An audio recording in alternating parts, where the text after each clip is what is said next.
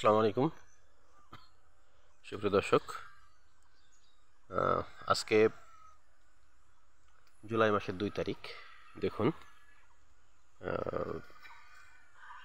এটি আজোয়া খেজুর গাছ। এটা অরিজিনাল আজোয়া জাতের খেজুর। দেখুন, কালার আসতে শুরু করেছে। আজোয়া মূলত প্রথমে সবুজ থাকে, এরপরে এটি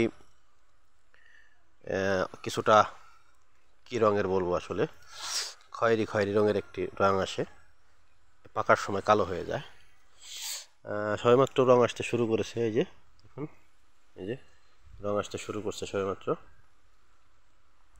ওদিকে আরও আছে, দেখুন অনেক সুন্দর সাইজের, বেশ বড় সাইজের আজোয়া এবং পারফেক্ট সাইজ।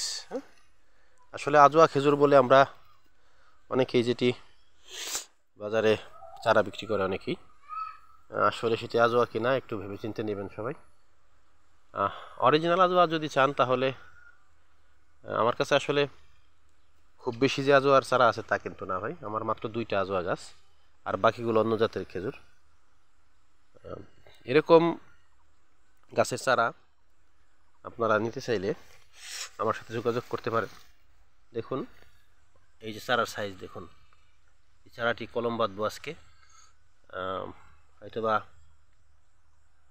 1.5 থেকে 2 মাসের মধ্যে রেডি হয়ে যাবে, দেয়া যাবে। আরও এই যেদিকে চারা আছে, অনেক বড় চারা, আপনারা নিলে নিতে পারেন। আবার বালতি সেটআপের চারাও আছে সাকারের। এই যে এটি একটি সাকারের বালতি চারা, অবশ্য ছোট সাকার ছিল এটি। দেখুন, গোড়া দিয়ে সাকার আবার বের হয়েছে। আর এখানে দেখুন একটি গাছ সাকারের, এটি একদম দেখুন সেটআপ চারা, একদম সেটআপ। এটি আপনার বসানো হয়েছিল আরও প্রায় 2-3 মাস আগে, একদম সেটআপ হয়ে গেছে। যখন সেটআপ হয়ে গেছে এটি বুঝবেন কীভাবে, দেখুন এই যে দেখেন, এই ডালটা কেটে দিয়েছিলাম, এই সমান করে কেটে দিয়েছিলাম সবগুলো। এই যে এই যে এই যে দেখুন, মাঝখানের পাতাটা কত বড় হয়ে গেছে।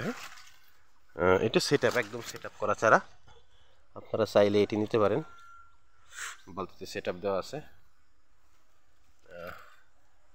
যেমন সাইজের চারা চান, আরও অন্য চারাও আছে, মারিয়াম, সফরি, সোগাই জাতীয় চারাগুলো আছে। দেখুন চারার আপনি গোড়াগুলো দেখলে বুঝতে পারবেন, চারা কলম করা আছে, চাইলে নিতে পারেন আপনারা।